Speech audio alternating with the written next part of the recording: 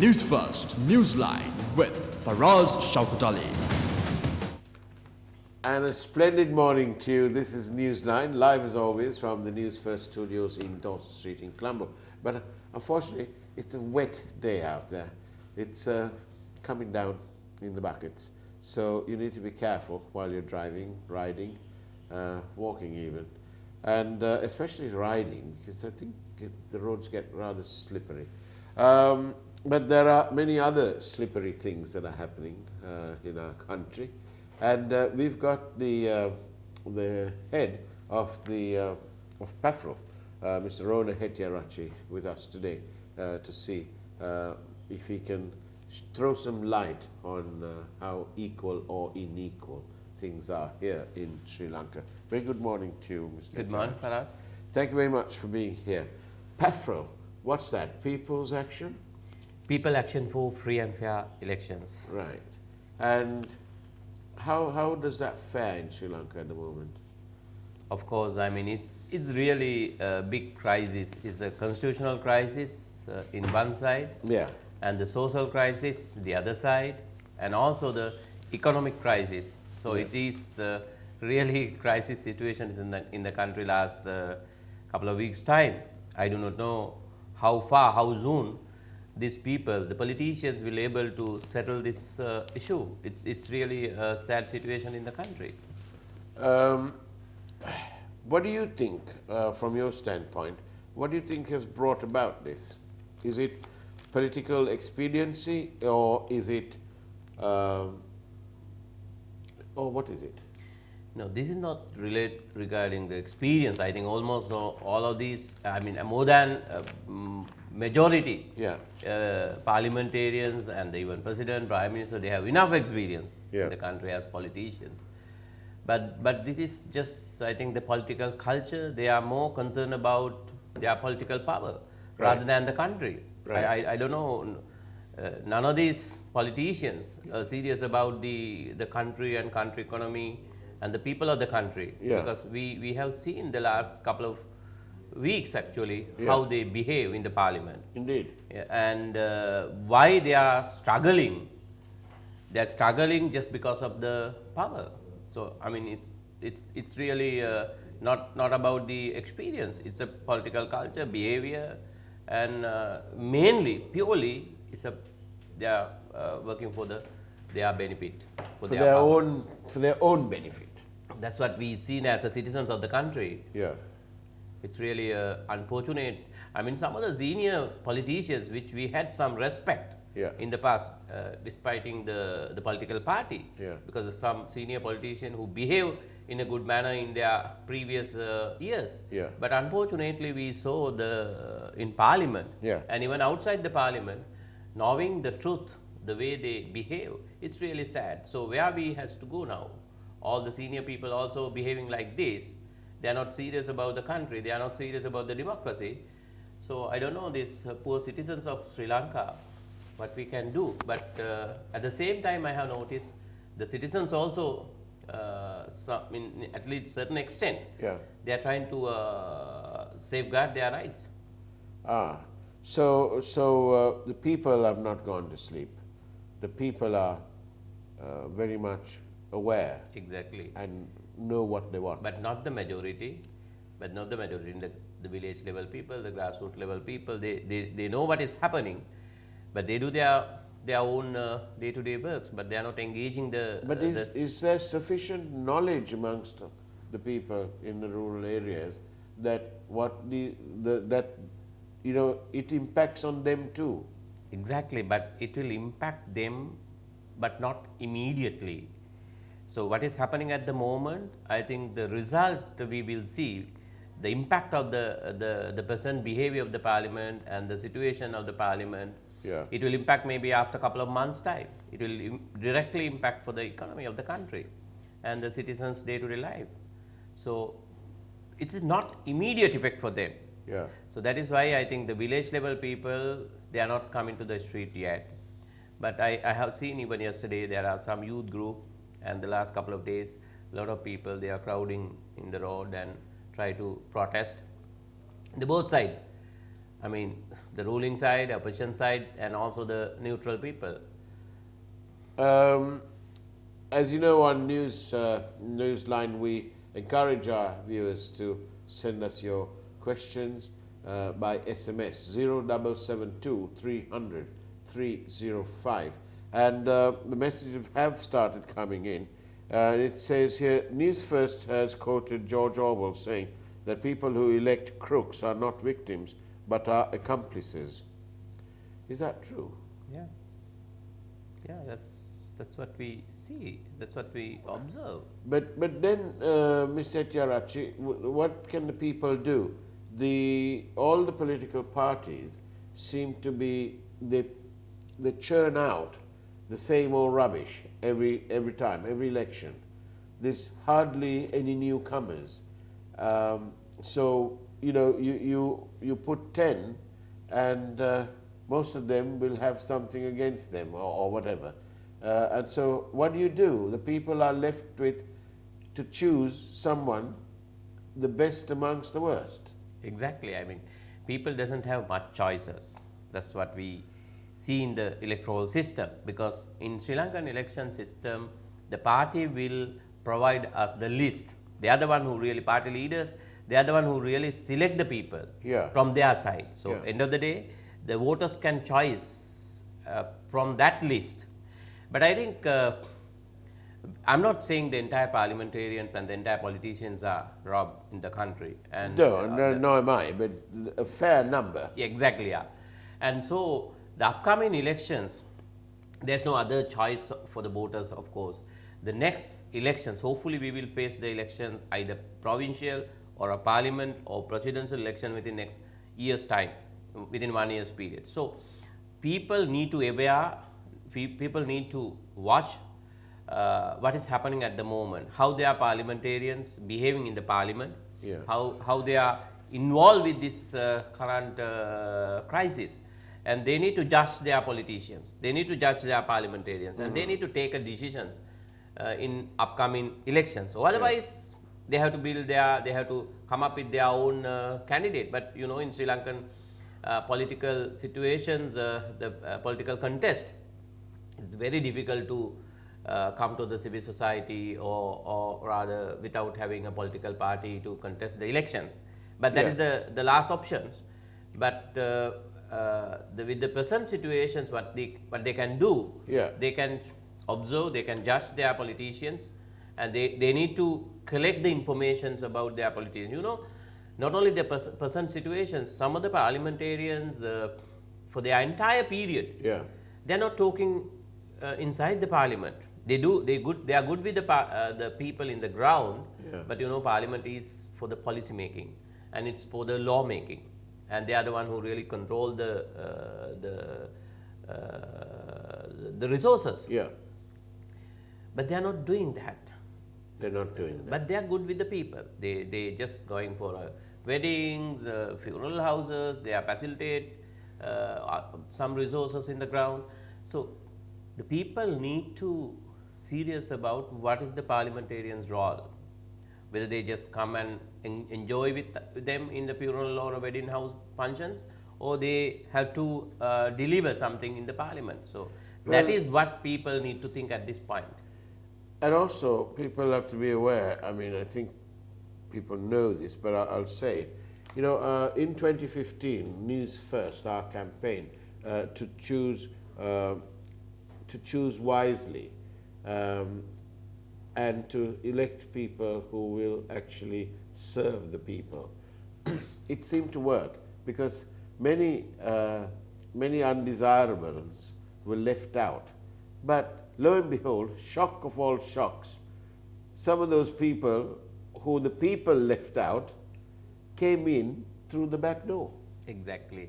And of course, I wish to thank the entire CIRASA and MTB, all the group. Actually, you also engage with us. I think you can remember the March. That's right, March the 12th declaration. Movement. Yeah.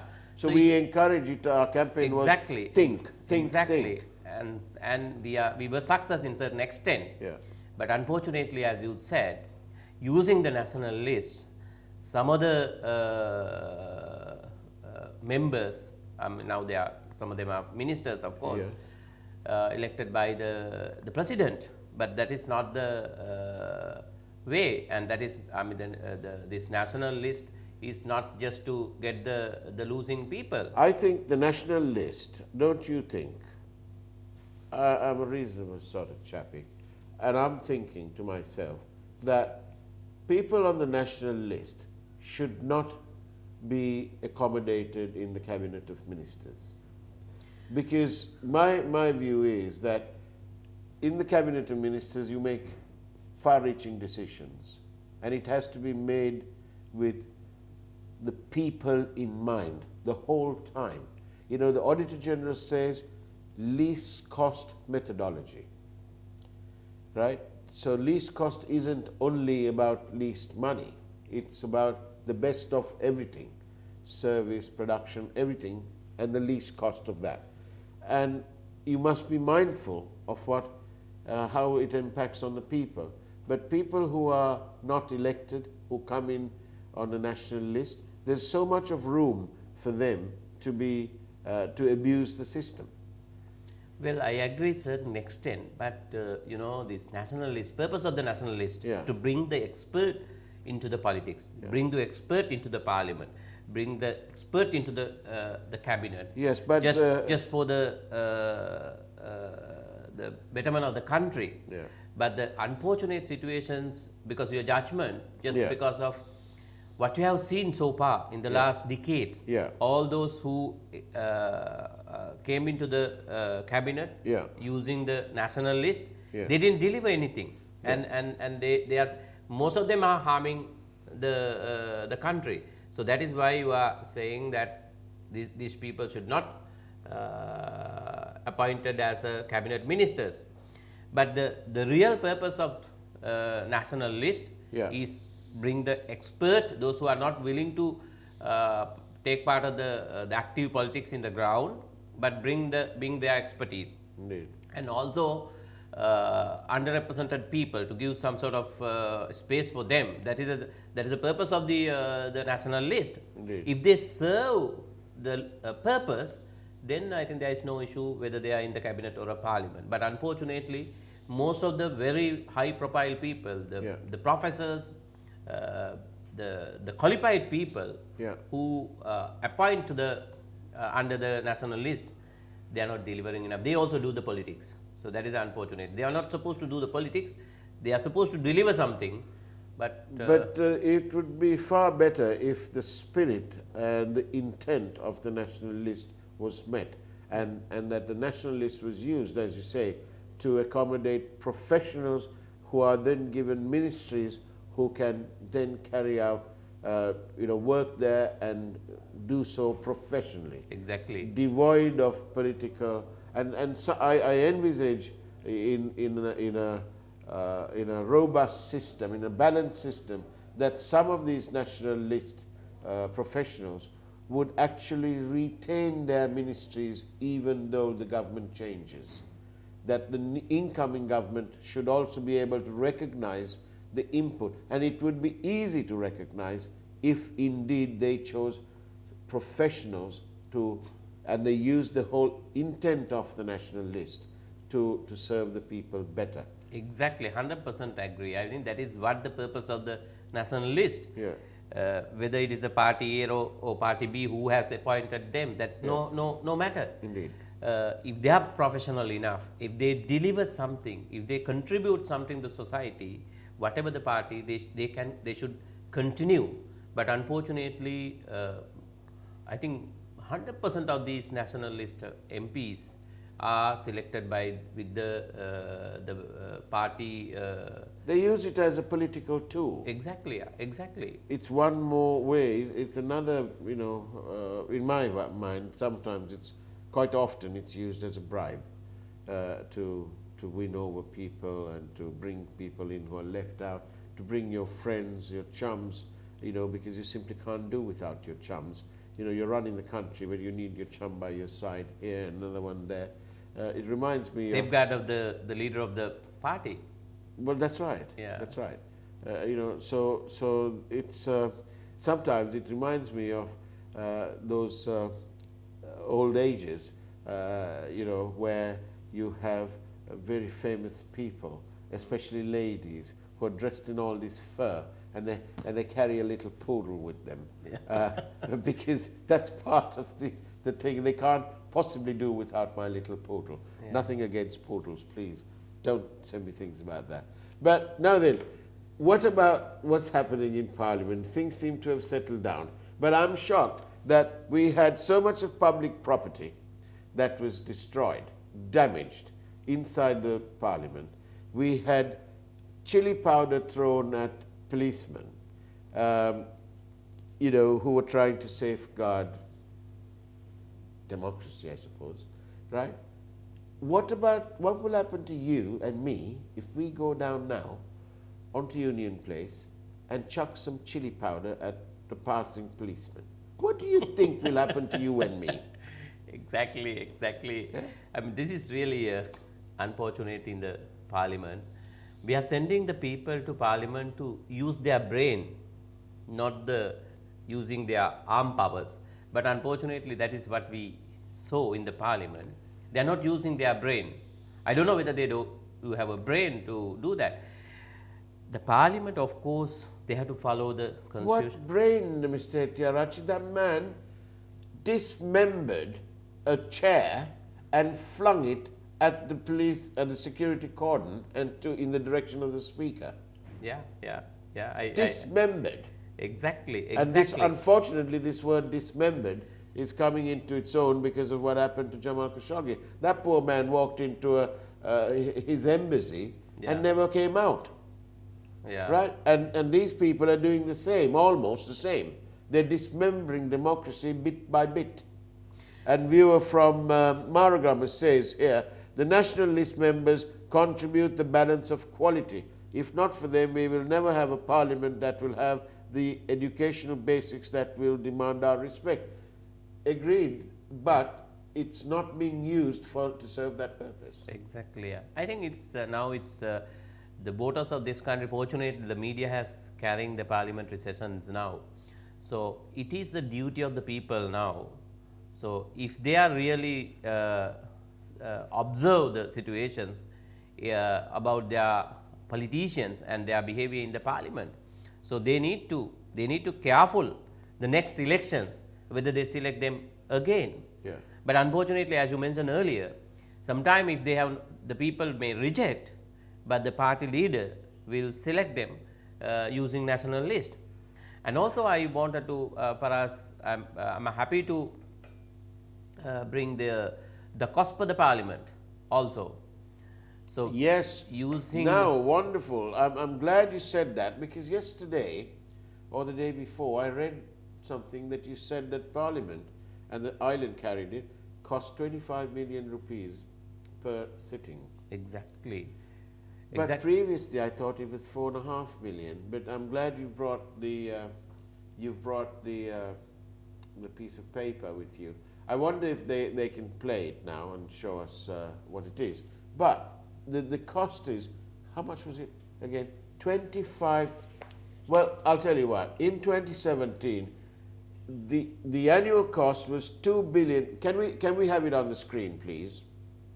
The annual cost was 2,443,534,315 rupees. There are 95 sitting days in Parliament, and therefore, if you do the math, the total per sitting is 25,721,413.84 per sitting. And we pay that money for them to come and what? Damage the property. Exactly. And to throw chili powder. Yeah. And for somebody to claim that it was Coca-Cola mixed with, what was it? Lemonade. Goodness me, what complete rubbish. I mean, why can't we take action against him? Like I'm keep going back to you, Mr. Hettiarachchi, if the two of us take leave of our senses, go on to Union Place and throw chili powder at a policeman, what do you think will happen to you and me? immediately we will take into the custody. Yes. But not only that, definitely they will hit by us. Yes, we'll be assaulted. And all the efforts they will take from the top to the police stations level to take actions against us. It is very simple, very clear what they will do, even you and me or anybody else. But they've got away with it over there, over there. Yeah, but the thing is, in Parliament, they are using the parliamentary privilege inside the Parliament. But I think, of course, if they are make any violence, definitely they can take actions against the normal law, which they can apply for the general citizens. Indeed. I think someone has to make a complaint from the parliamentary side to take some legal action. I do not know whether they will do it. This is happening from the both sides. So they may sacrifice themselves without taking any legal actions. But as you said, this is the people's property. Indeed. So the speaker and the rest of the parliamentarians, they need to safeguard the parliament. They need to safeguard the parliamentarians. And finally, the voters has to take their decisions during the elections period. Now then, one of our messages, one of our viewers, we would end up worse than Greece. What is happening is totally unacceptable due to sick politicians.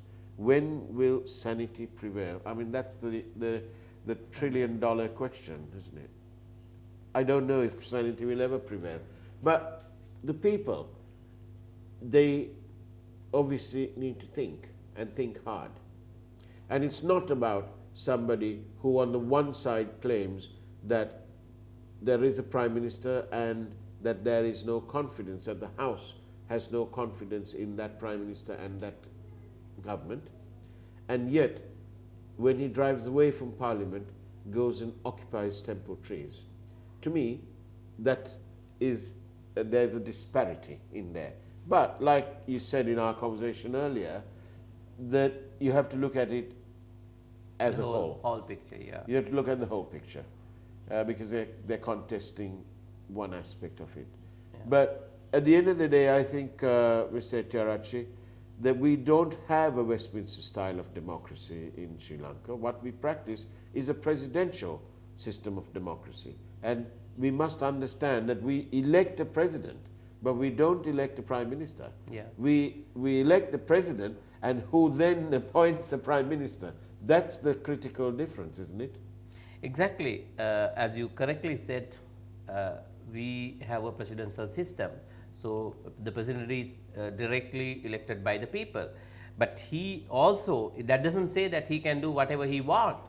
He also has to follow the constitutions of the country and also the practice. Now it is debatable whether the president's decisions is correct or wrong, and dissolvement of the parliament is right or wrong. Yeah. So I think it is no matter for the people. We have select these people to take the correct decisions. Yeah. We have select the parliamentarian, we have select the president of the country, and we spent our own money for maintain them. So they can't come and say that unfortunate, I can't do that, I can't control this, but that is their duty. Right. So that is why we pay for them. Absolutely. So that is why we select them. But unfortunately, we have seen the parliamentarians come in and telling the people. So they are not in a position to settle the problem. Now then, that's very valid point, Mr. Hettiarachchi. News First has got a message for the people. And permit me, please, to play this short trailer. මේ තමයි දැනට ලංකාවේ තියෙන සමාජ ආර්ථික දේශපාලන ප්‍රශ්න. අද අපිට තියෙන්නේ පන්ති දෙකට බෙදලා මේ ගැන විවාදයක් කරන එක. මගේ දකුණු අත පැත්තේ ඉන්න කණ්ඩායම මේ ගැන පක්ෂව කතා කරනකොට මගේ වම් අත පැත්තේ ඉන්න කණ්ඩායම මේ ගැන විපක්ෂව කරුණු ඉදිරිපත් කරන්න ඕන. එතකොට මේක අර පාර්ලිමේන්තුවේ ආණ්ඩු පක්ෂයයි විපක්ෂයයි වගේ කරනවා නම් වඩා ඈ හරි. පටන් ගන්නවා. පටන් ගන්න. විකෘතුමනි. රටෙහි දැනට පවතින මධ්‍යකාලීන ව්‍යාපෘති තුලින් ශ්‍රී ලංකාව ආසියාවේ කේන්ද්‍රස්ථාන කරා රැගෙන යාමට අපි බලාපොරොත්තු වෙනවා.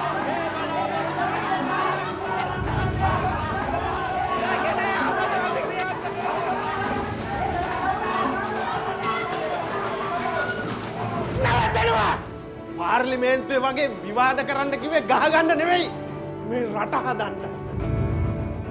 Think. Never vote them into parliament again. Our future and our children's future depends on it. We must always think of our country above all else. Otherwise, we will not be able to come out of this rut. We have launched a campaign to encourage you, the citizen, to think. Think. Mr. Hettiarachchi, very essential, isn't it, for the people to think.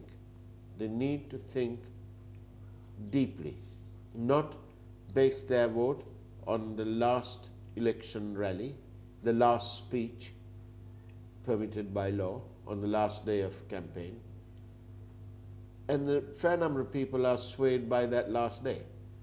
What happens then? It's much more than a bath packet and a soft drink or a hard drink and maybe a t-shirt and a cap. It's much more, isn't it?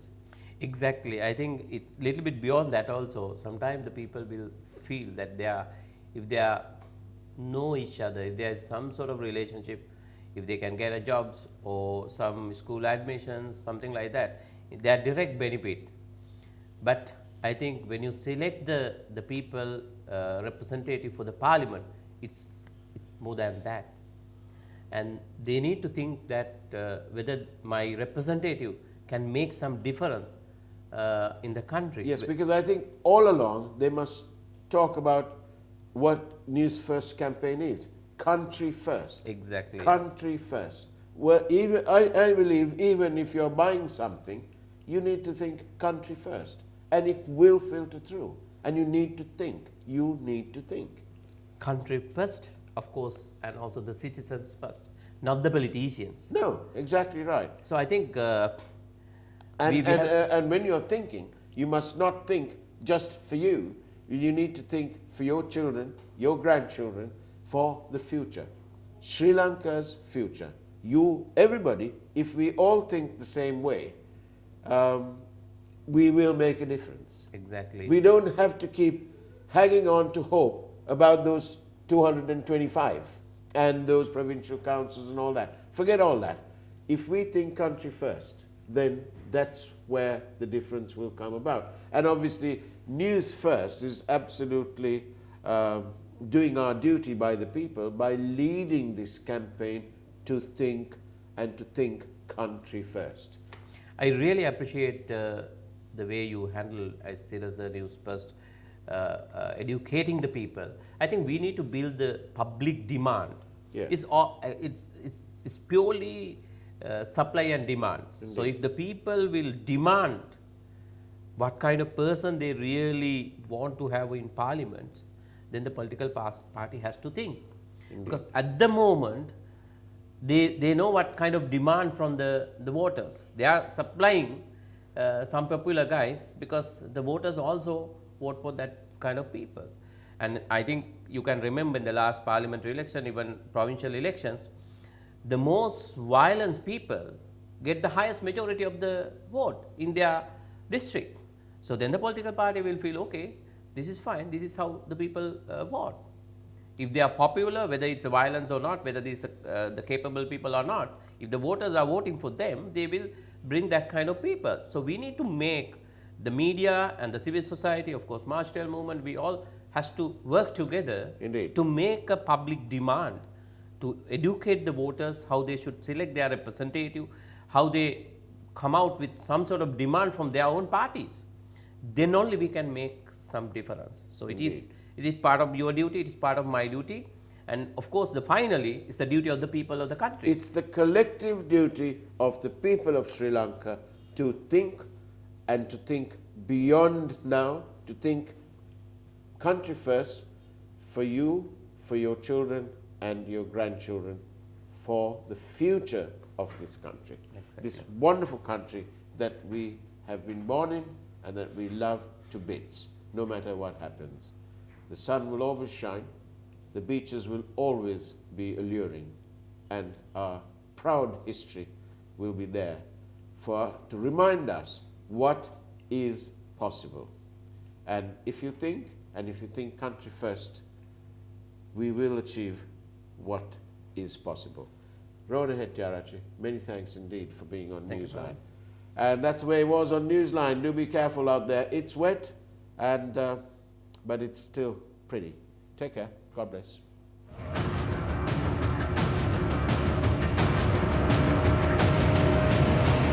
News First, Newsline with Faraz Shauketaly.